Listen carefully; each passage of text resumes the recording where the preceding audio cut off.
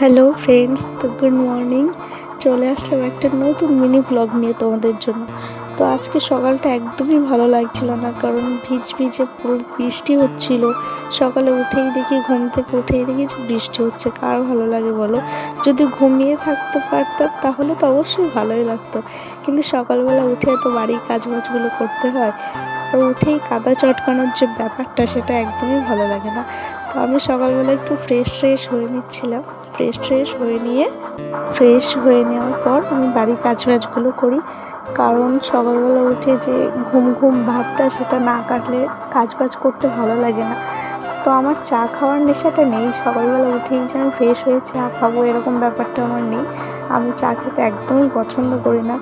আর এই দেখো কি বৃষ্টি হচ্ছিলো, এটা হচ্ছে আমাদের গোয়াল ঘর, ওখানে গরু থাকে।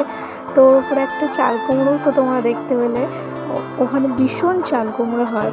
তারপরে এই বৃষ্টির মধ্যে গামছা মাথায় দিয়ে আমি একটু ফুল তুলে আসলাম। ফুল তুলে আসার পর বিছানা গুছিয়ে ঘরের কাজবাজগুলো করে নিলাম। আর এই বিছানাটা প্রচুর পরিমাণে নোংরা হয়, তার কারণ আমার ছেলে থাকে, প্রচণ্ড পুরো ঘুটিয়ে ফেলে, নোংরা করে ফেলে। তো গোছানোর পরে যাই হোক ভালোই লাগে দেখতে। তারপর বাসন টাসনগুলো মেজে আমি একটু সকালবেলা লুচি আর আলু ভাজা করেছিলাম আজকে খাওয়ার জন্য। তো সেটাই খেয়ে দিয়ে অন্য রান্নার দিকে গেছিলাম। তো বাই।